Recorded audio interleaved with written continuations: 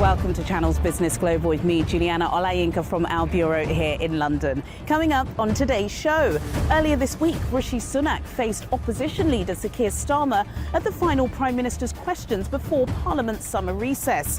British holidaymakers may be soaking up the sun over the next couple of weeks, but the Prime Minister is unlikely to have a relaxing holiday. Why? I'll be putting that question to our business correspondent Simon Pusey, who'll be joining me here in Westminster shortly. And over the past 7 days, there have been a series of events taking place here in the capital, which are focused on Africa's development and Nigeria's youth prosperity. Don't worry if you missed out. Channel's Business Global was there, and of course, I'll be sharing all of those insights. Then later, I'll be looking back at some of the biggest business news stories of the week. But first, earlier this week, petrol prices in Africa's largest economy rose to 617 Naira per litre, the highest rate in Nigeria's history. It's been nearly 2 months since President Bola Ahmed Tinubu scrapped the popular but incredibly costly fuel subsidy, and consumers were outraged on Tuesday following a nationwide hike by the state-owned Nigerian National Petroleum Company. Since ending the fuel subsidy, NNPC has lost its monopoly on importing petrol. A spokesperson for the country's oil marketers has blamed the increase on rising global oil prices and the Naira's exchange rate to the dollar. Former employees of Twitter's office in Ghana have reportedly been ghosted by the company and are yet to receive severance pay months after being laid off. According to an exclusive CNN report, the platform laid off nearly all of its staff in Accra just 4 days before the office opened in November 2022. Most of the terminated workers have since been settled to other locations, but are limited in what they can say publicly due to the signing of non-disclosure agreements. The development adds to Twitter's growing personnel problem following Elon Musk's $44 billion takeover. A spokesperson for Ghana's Ministry of Employment and Labour Relations told CNN it is investigating the claims. Infrastructure investment has been identified as the cornerstone to realising the economic potential of Africa. To achieve this, boutique investment firms based in Europe have recently begun listing offerings uniquely focused on Africa, providing astute investors access to a diversified investment portfolio across the continent. Bola Adefeinti is the CEO of Africa-focused investment company MainBridge, and his firm recently issued an $800 million Africa-related bond offering on the Frankfurt Stock Exchange. I caught up with him in Piccadilly Circus. Bola Adefeinti, thank you so much for joining me on Channel's Business Global. I've got to ask first, why Frankfurt, not London? Well, I think there is, if you look at the daily issues on Frankfurt, it shows there's a lot of depth, there's a lot of capital. Post-Brexit, Frankfurt became one of the go-to exchanges, and that's why we're in Frankfurt. We're a UK company, a UK PLC, but listed in Frankfurt. Is the Prime Minister going to be able to pull you back into London? Of course. I mean, we're issuing a series of bonds, so this is just the beginning. Yeah, of course. It's an Africa-focused bond listing, $800 million. That's no mean feat. How did it come together?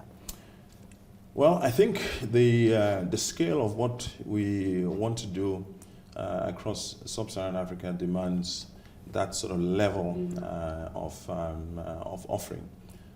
We're talking core infrastructure, so you couldn't, issuing bonds of 50, 100 million will not be sufficient. And once we had the backing of some strong institutional investors, backers, primarily initially from the Middle East, and of course with our own sort of efforts, we decided to go for it for the big number. We want to issue a series of bonds over the next 5 or 6 years, and which is just a mechanism for funding our investment program. Yeah, you've spoken a lot in the offering about an African core infrastructure fund. What does that look like? When is that expected to launch? Where is that money going to go? Well, I mean, I think if we dial back to the importance of core infrastructure in the context of Africa, and I think that's the beginning. If you look at Africa, the real deficiency in terms of, there are other issues around exploiting our human resources, which I think it's one issue. But in terms of the infrastructure gap across the continent, infrastructure deficits, and for instance, in the context of Nigeria, you have a railway, you have the waterways that are unused, you have new cities that you need. There's For instance, Lagos is an overpopulated city, but there's land around Lagos, expansion and the like. The core Africa Infrastructure Fund is actually to drive using our fund, our own activities as a basis for bringing additional institutional investors under the context of a fund to deploy across the continent. Do you think investors still have the appetite for the risk of Africa? We know we do, but are they still concerned? Yeah, that's a good question. I think this is the difference between MainBridge. I think our approach is the resources that we need to monetize and bring onto the global capital markets are in Africa. So the definition of risk is, of course, because of the position we're in, I think one of the key pluses for MainBridge is we're Africans. We've done business in Africa. We understand the risks more than, or better rather than people who are pricing the risk. So we price the risk at the right levels because we know how to do business in Africa. And the gap in between our definition of the risk in Africa and the perception really is the value add that MainBridge brings. So we're not afraid to do business in Africa because we know how to price the risk. So the capital will come. Got to talk about Nigeria because MainBridge, of course, the name is derived from Third Mainland Bridge. Lots of our viewers, of course, know it. Almost 2 months since Bola Ahmed Tinubu was sworn in. How do you think it's going? There was lots of optimism, but of course, earlier this week, fuel prices hit the highest rate they've been in Nigeria's history. There are some concerns, but are you optimistic? I think by and large optimistic. I think the essence of subsidies, the existence of a two-tier exchange rate system, definitions that there are infrastructural problems. And the addressing of that is the narrowing that of the exchange rate mechanism, and of course, on removal of the fuel subsidy, which has been around for almost a lifetime for most people. There will be pain. I mean, it's normal. But I think we have our own role to play. I think MainBridge will play its own role in developing the economy. I think I'm optimistic. There will be pain in the short term, but I think it'll be better in the long term. This week, the UK Foreign Office are hosting a delegation from across Africa, ministers that represent energy, mining and power. And they're talking about the decarbonisation of those sectors. Amongst some of the discussions was the talk of the African Free Continental Trade Area and what's happening with that implementation process. Is it difficult as an investor when you are offering entry points into Africa that Africa isn't one place, is it? We're all there are nuances and contexts that are very intricate that people do need to understand. Can that be quite difficult? I don't think it's no more difficult than describing a European market or Eastern European market. It's no difference. Of course, there are nuances and differences in the different countries, but they are in Africa. I think the outlook for sub-Saharan Africa generally is the same. I think once we have taken a position in Africa, we're committed to pulling our own weight, developing Africa in terms of on the financial side, investments, building out Africa's infrastructure.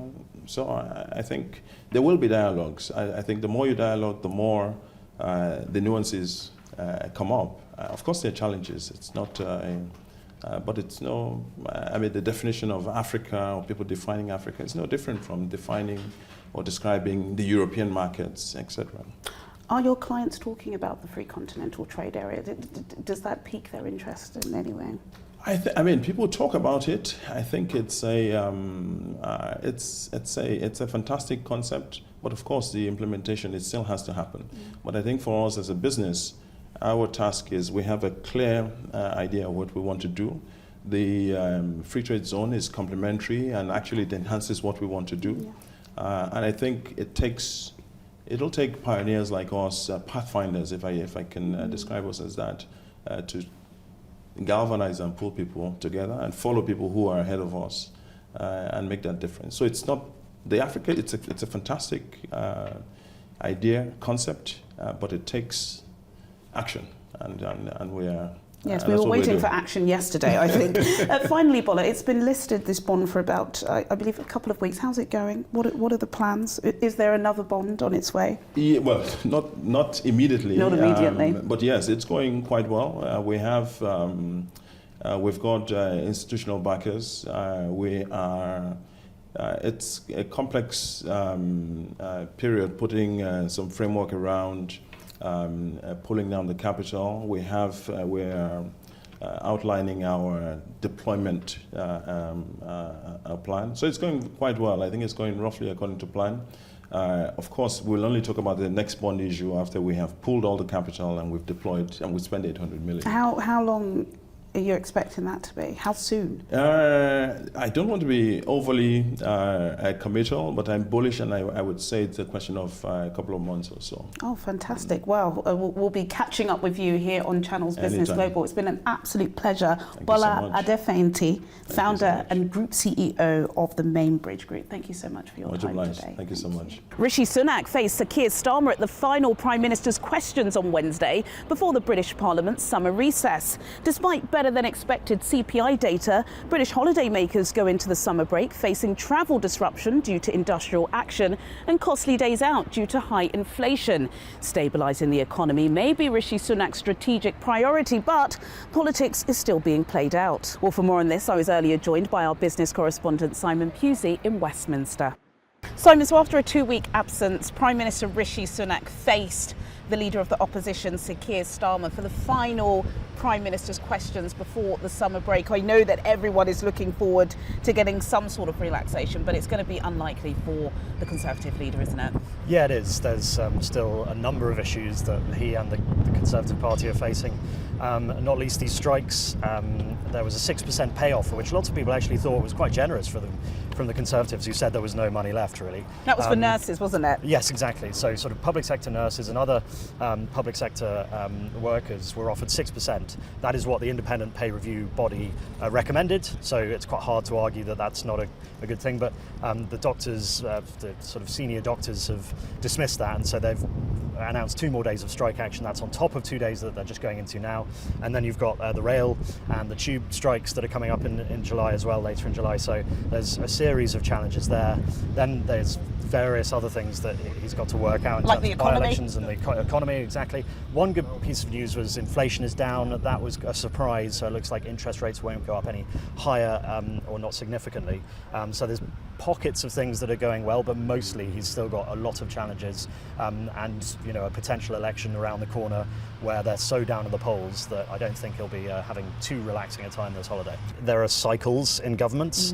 You saw it with Labour last time, where after 3 terms of Tony Blair and then Gordon Brown, people have felt tired with Labour, and before then they were tired of the Conservatives. I feel now people are pretty tired of the Conservatives and this endless kind of scandals and new prime ministers every other day. Infighting, exactly. So many different factions within the party. It looks like they're going to have a spell in opposition and then regroup, and because a lot of people, the party's so divided, a lot of people think, the next leader of the Conservative Party won't be Rishi Sunak, it'll be someone further right of him, and the Conservatives will be a little bit different. They will be further right than they currently are. So I think Rishi Sunak, I do think, is doing a good job because of all these different factions and people wanting him to do various things. He's had people resign, of course, which is the last thing that he wants. But I don't see this break, after this break, I don't see them coming back necessarily in any stronger fashion. It does depend on things like those key pledges that he's made, those 5 key pledges, stopping the boats, halving inflation. It does depend, if inflation continues to go down, that's going to be a good thing. There's various other things but the economy is not looking great, and certainly public support doesn't seem to be on his side. Yeah, I think it's going to be a long summer. Hopefully we'll be able to get away, and hopefully, fingers crossed, we'll be back in the studio sometime soon. Thank you, Simon. In a moment, I'll be sharing some of the interviews I conducted at the beginning of the week during the London leg of the inaugural UK-Africa Ministerial Roadshow. But until then, here's a breakdown of the biggest business news stories of the week. The UK has formally agreed to become the first European country to join a major Indo-Pacific trade bloc. The government's Business and Trade Secretary, Kemi Badenoch, signed the accession protocol to the Comprehensive and Progressive Agreement for Trans-Pacific Partnership, or CPTPP, in New Zealand on Sunday. The UK's membership brings the bloc's combined GDP to £12 trillion, 15% of global share. Jan Marsalek, a former Wirecard executive and one of Europe's most wanted fugitives, has released a statement to a Munich court through his lawyer. Marsalek, Wirecard's former chief operating officer, is accused of swindling billions of dollars from investors.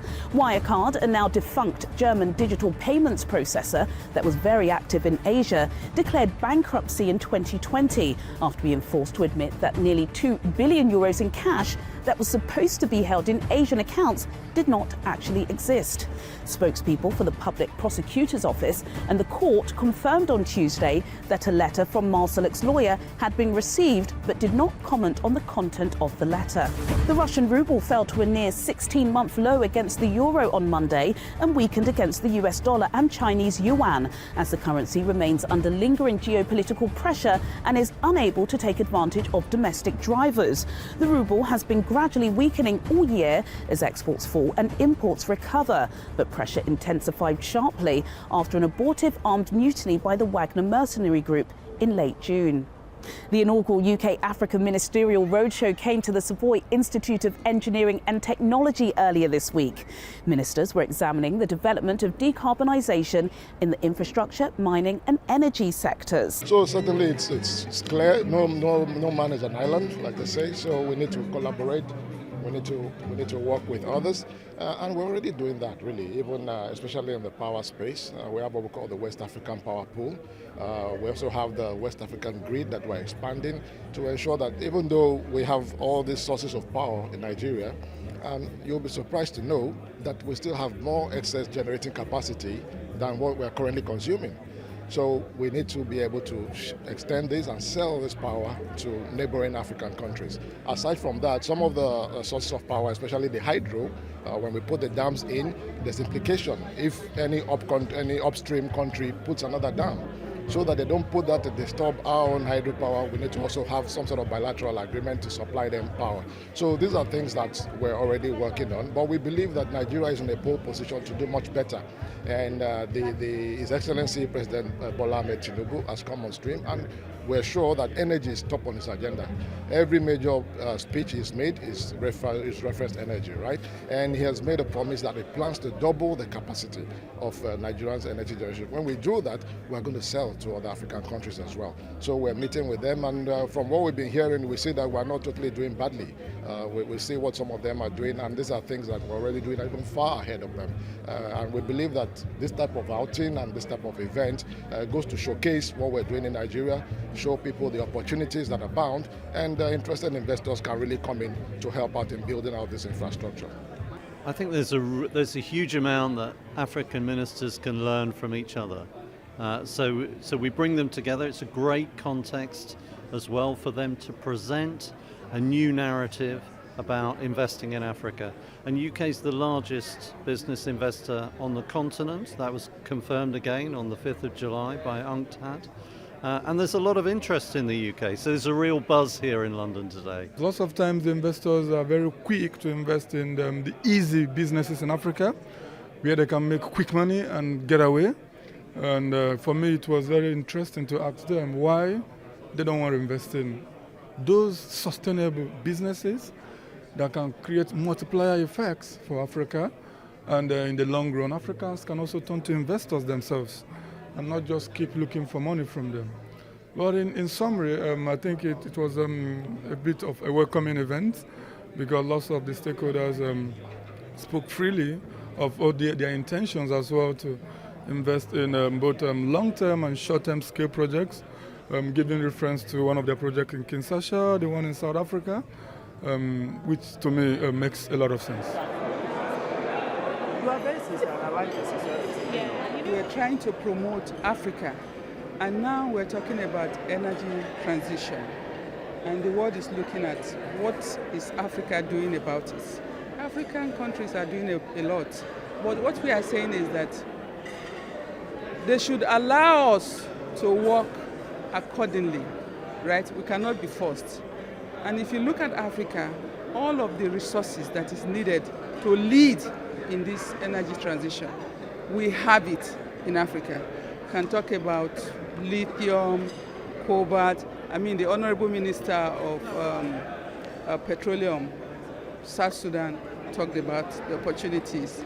The minister from Zambia also talked about the opportunity. We have the minister from Senegal here, Gambia, a number of African ministers who have shown concern. The reason why they are here is because we all are committed to seeing that Africa also is included and work towards net zero future. On every opportunity that is there to market investments in Zambia, we will do it. We do so because the biggest trouble facing most African countries today is youth unemployment. Youth unemployment can only be resolved when there are many jobs being created. Capital in Africa is limited, so if we have to wait until all the capital in Africa becomes adequate to invest into jobs, it will take a long time. And the population is always, every second, population is going up. So we have to be in a hurry to attract as much capital as possible. And this meeting here is an opportunity for me to speak about investment opportunities in Zambia. That's why I'm here. Last weekend, the Access Bank Group hosted the Access Bank Polo Day at the Guards Polo Club in Windsor.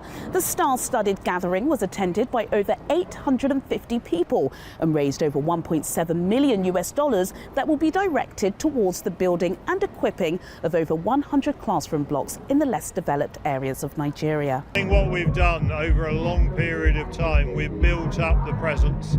I think people understand that it's a good place to interact in a really relaxed environment where they can make new friends, new connections, but more importantly, when you walk away from an event like this with the donations, with the commitments, you know that you're actually making a tangible difference to underprivileged people, children in Nigeria. So I think that's the attraction. It's the combination of the two. Well, I think it's more than celebrating Polo. It's a convening platform to get people to come and support us as far as some of our social responsibility programs are concerned. The one that this particular event is tailored at is pulling children, underserved children, orphan children in the northwestern part of the country. And I think there are about 6 million of those children. Now, when we started this event 12 years ago, 13 years ago almost, we had about 300 kids. Today, we have about 14,000 children living in school. We've been able to salvage, even if I have to use those words, about 80,000 children. But today's event is particularly important because I think we've ramped it up and we're building 100 hostels, capable of accommodating about 10,000 children for lectures. So technically what you're likely to see in about 18 months to 24 months is that we'll be able to accommodate about, 14,000 plus 10,000, so about 24,000 children on campus, and it's a very important thing for us because we think it's critical for nation building. Well, sadly, that's all we have time for you today, but as always, do get in touch with your comments and suggestions. I'll see you at the same time next week for more in-depth business analysis on Channel's Business Global. Goodbye.